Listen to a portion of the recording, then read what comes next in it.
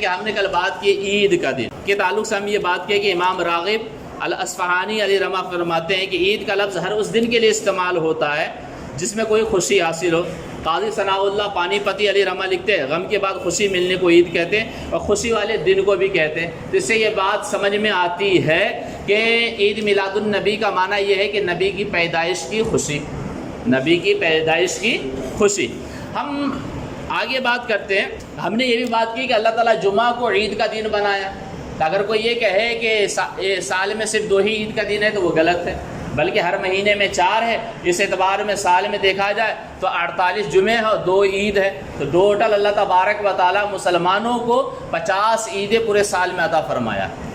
اور جمعہ کا دن عید کا دن اس لیے بنا کہ نبی صلی اللہ علیہ وسلم فرماتے ہیں فیہ خلق آدم، اسی دن آدم علیہ السلام کی تخلیق ہوئی ہے، پیدائش ہوئی ہے۔ اور بھی باتیں ہیں تو پتہ یہ چلا انبیاء جس دن پیدا ہوتے ہیں وہ دن بھی کیا ہے، خوشی کا دن، عید کا دن کہلاتا ہے۔ اب یہ دیکھیں کہ حضرت عیسیٰ علیہ السلام کے تعلق سے اللہ تبارک و تعالیٰ قرآن کے اندر سورہ مائدہ کے اندر ارشاد فرمایا کہ حضرت عیسیٰ علیہ السلام رب کی بارگاہ میں دعا کرتے کہ اللہم ربنا انزل علینا مائدۃ من السماء تکون لنا عیدا لاولنا وآخرنا وآیۃ منک، کہ اے اللہ، اے ہمارے رب، ہم پر آسمان سے ایک دسترخوان نازل فرما، آسمان سے دسترخوان نازل فرما یعنی کھانا نازل فرما، کہ وہ ہمارے لیے عید ہو اور ہمارے اگلے پچھلوں کے لیے، اور تیری طرف سے ایک نشانی ہو۔ یہ بات سمجھ میں آئی تو معلوم ہوا کہ حضرت عیسیٰ علیہ السلام کہہ رہے ہیں کہ دسترخوان نازل فرما، اور دسترخوان جب نازل ہوگا تو جس دن نازل ہوگا اس دن کو ہم عید بنا لیں گے۔ ہم ابھی جو لوگ موجود ہیں ان کے لیے بھی وہ عید کا دن ہوگا، اور اگلے پچھلے جتنے بھی لوگ ہیں سب کے لیے وہ خوشی اور عید کا دن ہو جائے گا۔ ایک بات سمجھ میں آتی ہے کہ آسمان سے کھانا اترے تو حضرت عیسیٰ علیہ السلام اسے عید کا دن بنانے کے لیے بول رہے ہیں، تو اگر سید الانبیاء دنیا میں جلوہ گر ہو تو کیا وہ دن عید کا دن نہیں ہوگا؟ اس لیے کہ دسترخوان کا نازل ہونا، کھانے کا نازل ہونا، یہ اللہ تبارک و تعالیٰ کی ایک نعمت ہے، اور تمام نعمتیں جو ہمیں ملی اور نبی کون صلی اللہ علیہ وسلم کے صدقے میں ملی۔ تو پتہ چلا سید الانبیاء کی ولادت کا دن یہ ہمارے لیے عید کا دن، خوشی کا دن ہے۔ اور ایک بات یہ بھی سمجھ میں آتی ہے کہ نعمت ملنے، جس دن نعمت ملی ہے اس دن کو عید کا دن بنانا یہ انبیاء کا طریقہ، سب کا طریقہ نہیں ہے بلکہ انبیاء کا طریقہ ہے۔ اس لیے کہ عیسیٰ علیہ السلام فرمایا گئے کہ جس دن وہ دسترخوان نازل ہوگا، کھانا آسمان سے اترے گا، اس دن کو ہم عید کا دن بنا لیں گے۔ تو پتہ یہ چلا نعمت ملنے والے دن کو عید کا دن بنا لینا یہ انبیاء اکرام علیہم السلام کا طریقہ ہے، اور اس طریقے پہ ہی امت کو چلنے کا حکم ہے۔ یہ بات سمجھ میں آ گئی کہ نزول رحمت کے دن کو عید کا دن بنانا یہ صالحین اور نیک لوگوں کا طریقہ ہے۔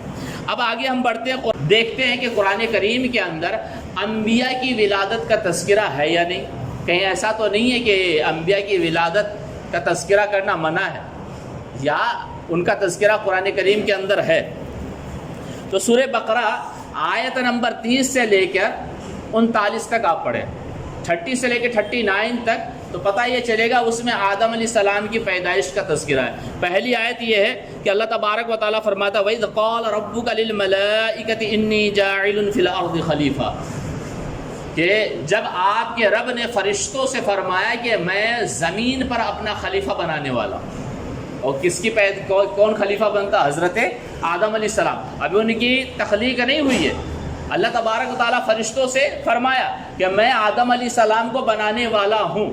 وہاں سے لے کر تقریباً 9 آیتوں میں اللہ تبارک و تعالیٰ آدم علیہ السلام کی پیدائش کا اور دیگر حالات کا تذکرہ فرمایا کہ آدم علیہ السلام کو پیدا فرمایا، پھر تمام چیزوں کا علم عطا فرمایا، پھر فرشتوں کو سامنے لایا، پھر فرشتوں سے یہ پوچھا کہ تمام چیزوں کا نام بتاؤ، وہ نہ بتا پائے، پھر آدم علیہ السلام سے پوچھا کہ آدم علیہ السلام فٹافٹ ہر ایک چیز کا نام بتانے لگے۔ پھر اس کے بعد اللہ تبارک و تعالیٰ فرشتوں کو سجدے کا حکم دیا، پھر اس کے بعد ابلیس سجدہ نہیں کیا، پھر اس کے بعد حضرت آدم علیہ السلام، حضرت حوا رضی اللہ تعالیٰ عنہ، ان دونوں کو جنت میں جانے کا حکم دیا۔ پھر وہاں پہ یہ کیا ہے، گندم کھاتے، پھر گندم کھا لیے تو پھر دنیا میں انہیں بھیج دیا گیا۔ تو پورا آدم علیہ السلام کے تخلیق سے لے کے دیگر حالات کا تذکرہ اللہ تبارک و تعالیٰ قرآن کریم میں پہلے پارے کے اندر فرمایا ہے۔ آگے اللہ تبارک و تعالیٰ آدم علیہ السلام کی تخلیق کا ذکر جمیل اور دیگر حالات کا تذکرہ سورہ بقرہ کی آیت نمبر 30 سے لے کر 39 تک فرمایا۔ پھر پیدائش کا تفصیلی تذکرہ اللہ تبارک و تعالیٰ سورہ ہجر کے اندر فرمایا، سورہ ہجر کے اندر حضرت آدم علیہ السلام کے پیدائش کا تفصیلی تذکرہ فرمایا اور فرمایا وَإِذْ قَالَ رَبُّكَ لِلْمَلَائِكَةِ، جب آپ کے رب نے فرشتوں سے فرمایا اِنِّي خَالِقٌ بَشَرًا مِّن صَلْصَالٍ مِّن حَمَإٍ مَّسْنُونٍ، کہ میں آدمی کو بنانے والا ہوں بجتی ہوئی مٹی سے جو بدبودار سیاہ گارے سے ہے۔ اور آگے جا کے تفصیلی اللہ تبارک و تعالیٰ بتایا کہ کیسے آدم علیہ السلام کو پیدا فرمایا۔ تو یہ بات سمجھ میں آتی ہے کہ انبیاء کی پیدائش کا تذکرہ کون کر رہا ہے؟ اللہ تبارک و تعالیٰ۔ آگے بڑھتے سورہ قصص کے اندر اللہ تبارک و تعالیٰ حضرت موسیٰ علیہ السلام کی پیدائش، پرورش، بچپن، جوانی اور فرعون کے دربار میں جا کر درس توحید و رسالت دینے، ان کے معجزات وغیرہ کا ہر ایک چیز کا جس کا تعلق ان کی ذات سے اس کا تفصیلی تذکرہ فرمایا۔ سورہ قصص کے اندر حضرت موسیٰ علیہ السلام کی پیدائش کا تذکرہ بھی ہے، ان کے بچپن کا بھی تذکرہ ہے، ان کی جوانی کا بھی تذکرہ ہے، فرعون کی دربار میں جا کے کیا کیا کہتے ہیں اس چیز کو بھی اللہ تبارک و تعالیٰ بیان فرمایا۔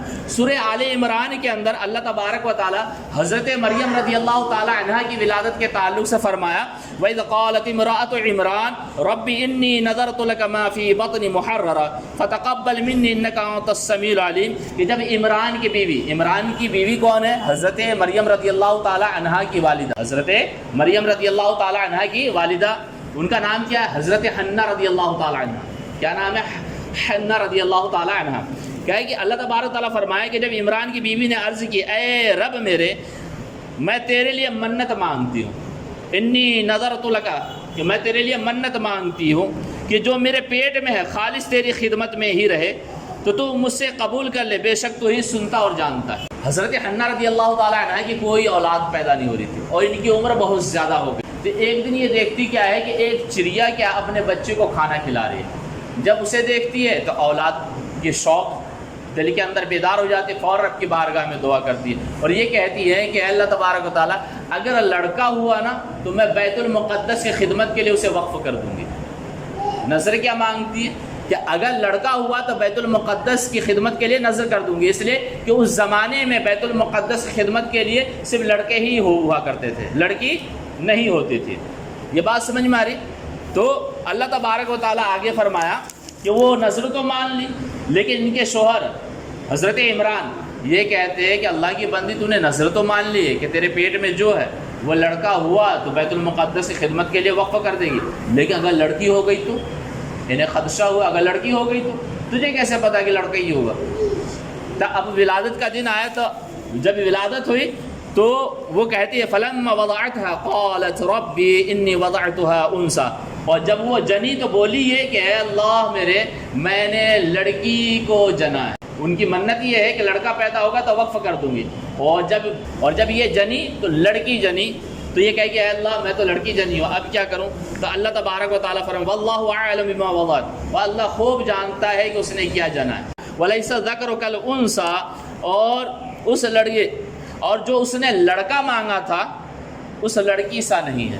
اس نے مانگا تو لڑکا، لیکن اس لڑکی کے مقابلے میں کوئی لڑکا نہیں ہو سکتا، اس لیے کہ اس لڑکی کو اللہ تبارک و تعالیٰ بہت ہی زیادہ عظمت عطا فرما کے دنیا میں بھیجا ہے۔ پھر اللہ تبارک و تعالیٰ فرمایا وَإِنِّي سَمَّيْتُهَا مَرْيَمَ، اور میں نے اس لڑکی کا نام کیا رکھا ہے؟ مریم رکھا ہے۔ تو آپ دیکھیں مریم رضی اللہ تعالیٰ عنہا کی پیدائش کا تذکرہ اللہ تبارک و تعالیٰ فرما رہا ہے قرآن کریم کے اندر۔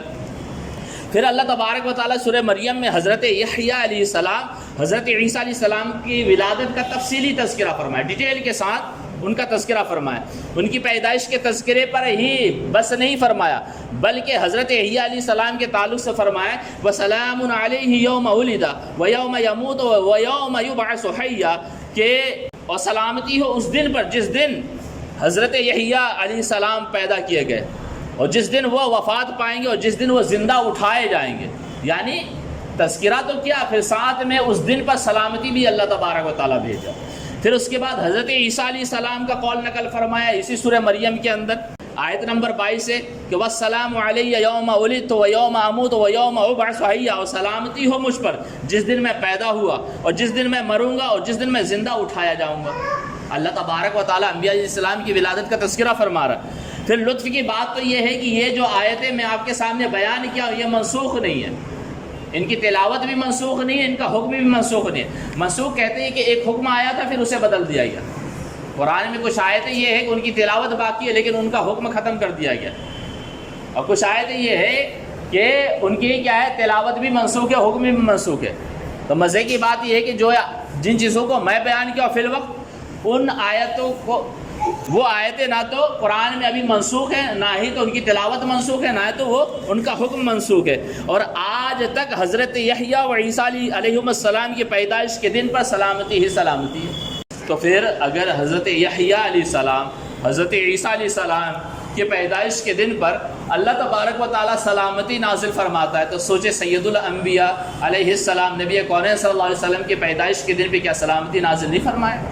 اس لیے حضور اعلیٰ حضرت علیہ فرماتے، جس سہانی گھڑی چمکا طیبہ کا چاند، اس دن افروز ساعت پہ لاکھوں سلام، اس لیے کہ جس دن انبیاء پیدا ہوں اس دن پہ سلامتی بھیجنا یہ رب کا طریقہ ہے۔ اس لیے حضور اعلیٰ حضرت علیہ رحمہ فرماتے اس دن افروز ساعت پہ لاکھوں سلام، وہ ساعت جس سے ہمیں خوشی حاصل ہوتی ہے، وہ ساعت کیا ہے؟ سلامت رہے۔ سورہ یوسف آپ پڑھیں تو اللہ تعالیٰ نے حضرت یوسف علیہ السلام کی بچپن، جوانی، قید میں جانے، بادشاہت بننے اور آزمائش سے گزرنے کا پورا تذکرہ فرمایا۔ ان کے علاوہ دیگر انبیاء کرام ہیں جن کی ولادت کا تذکرہ فرمایا، جن کی جوانی کا تذکرہ فرمایا، جن کے معجزات کا تذکرہ اللہ تبارک و تعالیٰ قرآن کریم میں فرمایا۔ تو جب انبیاء علیہ السلام کی میلاد خود اللہ تبارک و تعالیٰ بیان فرما رہا ہے انبیاء علیہ السلام کی میلاد کو، تو پھر ہم جو اللہ تبارک و تعالیٰ کے بندے اور سچے بندے اور نبی صلی اللہ علیہ وسلم کی امت ہے، تو ہمارے اوپر بھی لازم ہے کہ رب کے طریقے پہ عمل کرتے ہوئے ہم بھی میلاد مصطفیٰ علیہ السلام منایا کریں۔ میلاد بنانا یہ کس کا طریقہ ہے؟ انبیاء کرام کی ولادت کو بیان کرتا، یہ اللہ تبارک و تعالیٰ کی عادت کریمہ ہے کہ قرآن میں اللہ تبارک و تعالیٰ کئی انبیاء کرام کی ولادت کا تذکرہ فرمایا، ان کے بچپن، ان کی جوانی، ان کے بڑھاپے اور ان کے کارناموں کو بیان فرمایا۔ تو یہ سمجھ میں آیا کہ انبیاء کی ولادت کو بیان کرنا یہ رب کا طریقہ ہے، اور جب وہ رب کا طریقہ ہے، رب کے طریقے سے روکنے والا شیطان ہو، اس کا دوست ہو سکتا ہے، کوئی مومن نہیں ہو سکتا۔